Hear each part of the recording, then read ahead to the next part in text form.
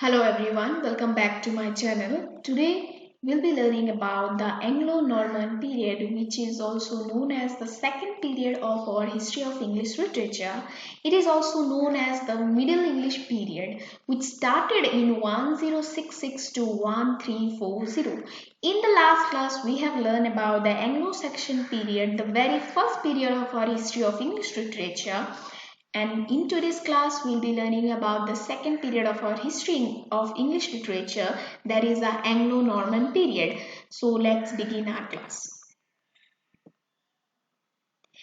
In 1066, the Duke of Normandy, Normandy is a region of northern France.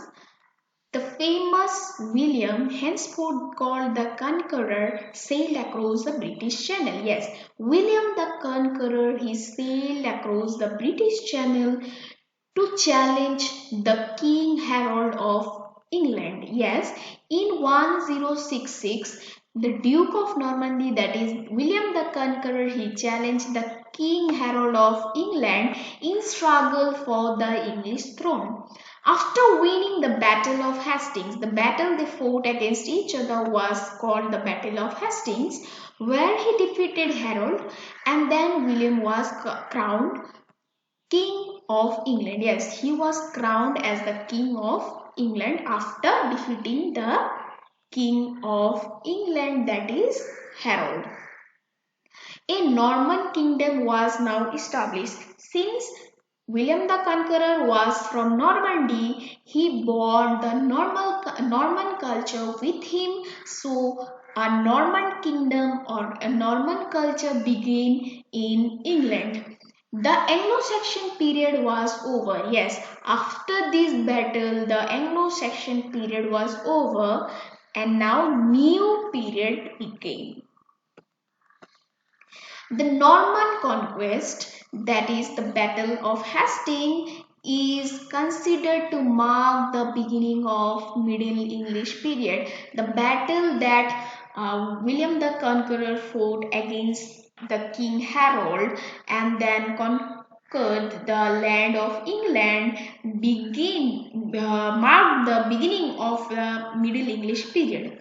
The invaders came from Normandy but spoke a dialect which was quite different from the standard French. Yes, those who came from Normandy, they were also speaking French, but then the dialect they were speaking, it was bit different from the standard French, because that dialect contained a considerable amount of Germanic influence. Yes, the French language they spoke, it had some Germanic influence in it. Even the name Norman came from Norsemen. Yes, the name Norman came from Norsemen.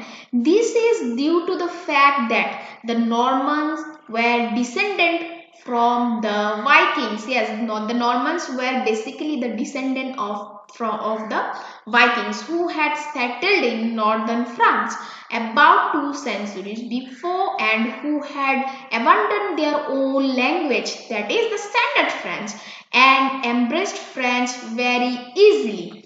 The Normans established also their language when they conquered Britain. Yes, after conquering Britain, they also established their new language, Norman French. Yes, the language they spoke, it was called as Norman French. Norman French was the language of kings and nobility of England for more than 300 years. Yes, in England, more than 300 years Norman French was spoken. Considering the fact that both Norman French and Anglo-Saxon were spoken, they gradually started merging, thus developing an Anglo-Norman language. Yes, after defeating the king of after defeating the king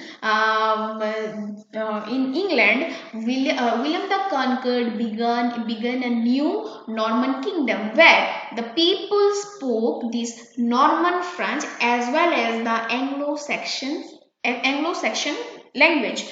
Then since it has been speaking for more than 300 years, so they gradually starting mixing those both language together, and thus they developed a new language which was known as the Anglo-Norman language. Yes, Anglo-Norman language came from merging one minute.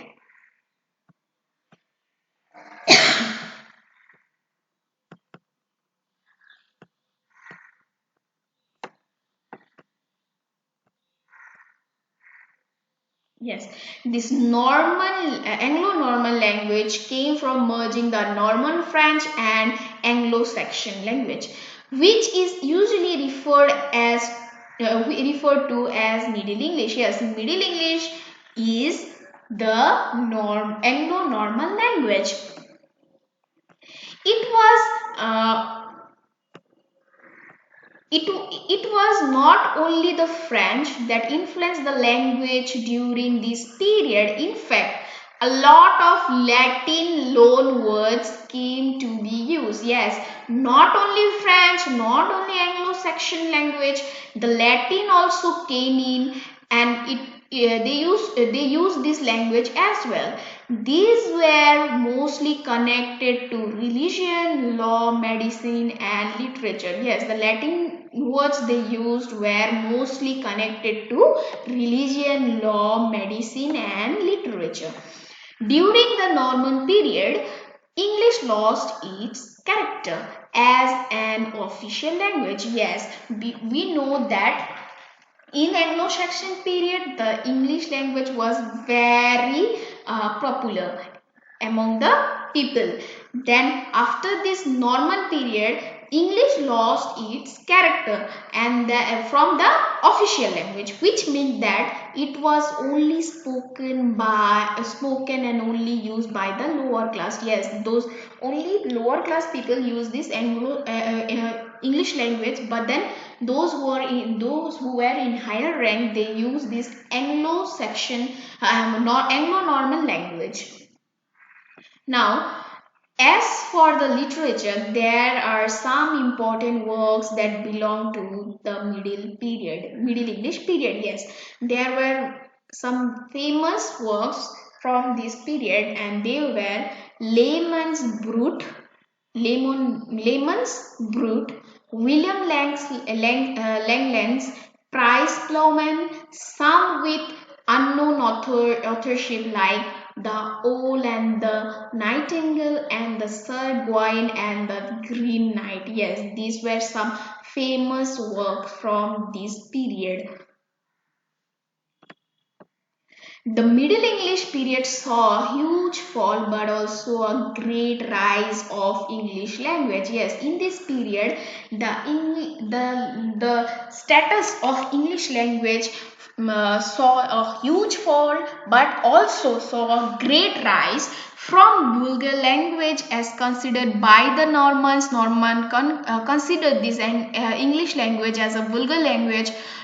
Then to official language again. Yes, English, though with a lot of changes, managed to overcome all the obstacles. Yes, these Norman people, they considered English as a vulgar language, but then later on again by making some errors, making some correction of the errors in English language, it again became a official language after facing so many obstacles. Then there are three factors that played a deep role.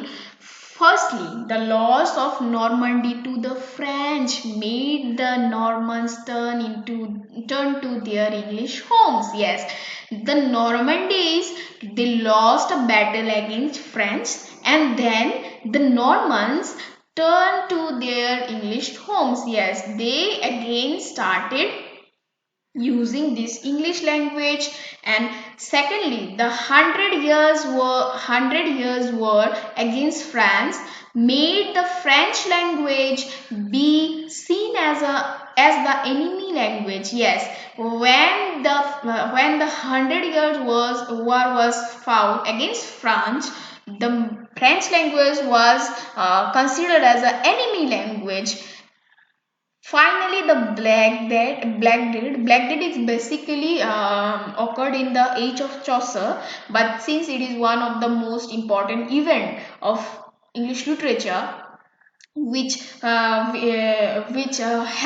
English to regain its status in higher rank. So finally, the Black Death that occurred in 1348, during which about a third of the population died, thus leaving the English-speaking laboring and merchant classes grow economically, which eventually wiped out the class differences. Yes, after this after this Black Death, the class difference between the merchant or the people who were labor wiped out, and then this way English regained its power in its own country and became the official language of the courts and parliaments. After these three events, the English regained its power and in its own country and became the official language, which was in courts and also it was used in courts and also in parliaments. In 1340, the birth of Chaucer. Yes, in 1340, Chaucer was born. Yes, new era started after the birth of Chaucer. But before going to the new era, let us know some of the features of Middle English literature. Well, the Middle English literature, most of them have had these themes, and mostly were like impersonality or anonymity. This is that most of the literature of that period doesn't have any author's name, because people of that period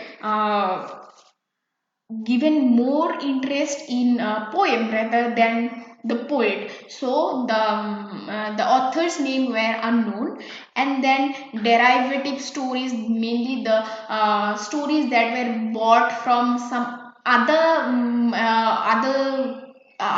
sources, and then they rewrote these stories, and then religiosity, that is, most of the works are based on religion, because people living in that period were of that, like if we know more about God, then we'll be going to heaven, and then if we do something bad, we'll be going to hell. So people were very religious, so religiosity was found in this Middle English literature. And then oral quality. Yes, since the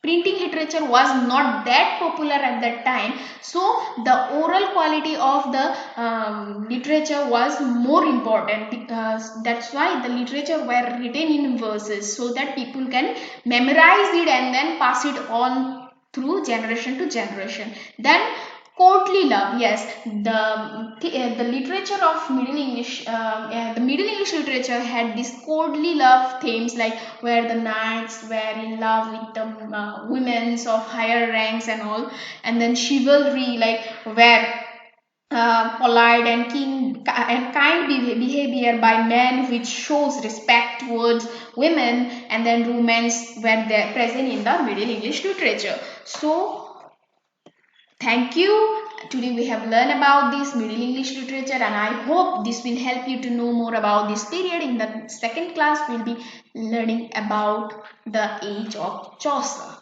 So have a great time ahead.